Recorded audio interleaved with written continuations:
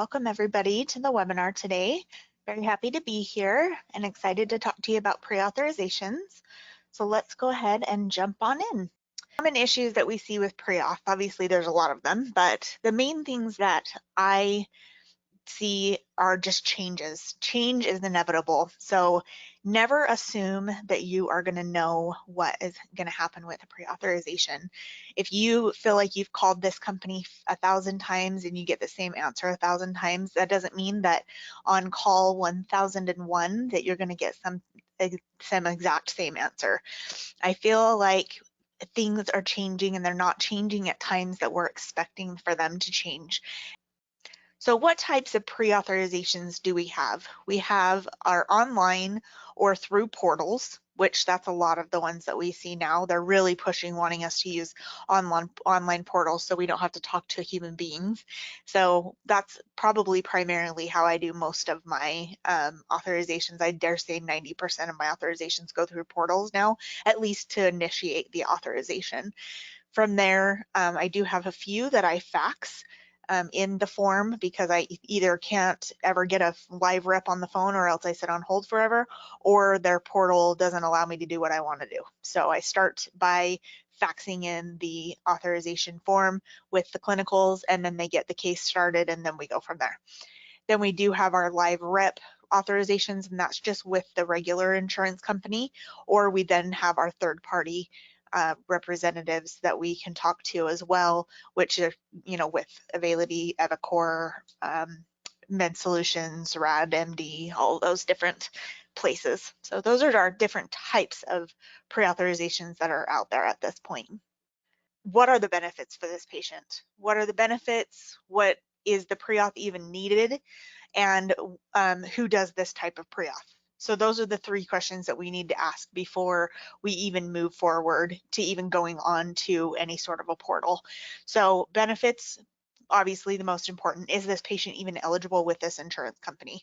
Because we don't want to waste our time doing an authorization if they're not eligible. So my recommendation is to create a little internal form of what questions to ask or what questions to fill out if you're on, if you are on a portal of getting, this basic information. We need to know, what their effective date is, their benefits, do they have a deductible, has it been met, what kind of coverage, is it 80/20 coverage, is there any exclusions on their policies, and then of course is this test going to need pre-authorization. I created this form back, I think probably 20 years ago, and I still use it to this day. It's just very helpful for me when I'm doing a million other things to make sure that I've got all my I's dotted and my T's crossed. So filling out this form at the top, make sure that I've got all of my patient information covered. And then once I know if this requires pre-authorization, then I can step through and I can, start doing my pre-authorization either on the portal, talking to a live rep, or faxing it in. If we know that there is a pre-authorization needed, we need to insist. Once we have been told that by the insurance company, it's very, very important that we insist on it once we get to the next step. Because if somebody's telling us that it doesn't require authorization from that point forward, then something is definitely wrong. We need to make sure that we know what we're talking about, because the next person that we're talking to, they might have bad information. And let's talk about Medicare just for a minute. And I'm going to hop up on a soapbox here for 1 second. Medicare plans and your replacement plans, your Part C plans, your Medicare HMO plans, they're called about a million different things. These plans require pre-authorization for pretty much everything.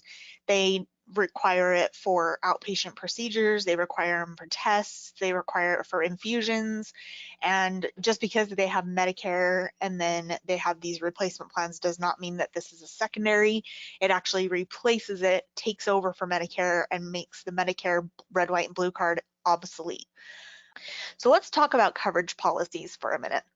So coverage policies all come down to what is considered medically necessary for the insurance company to pay a claim.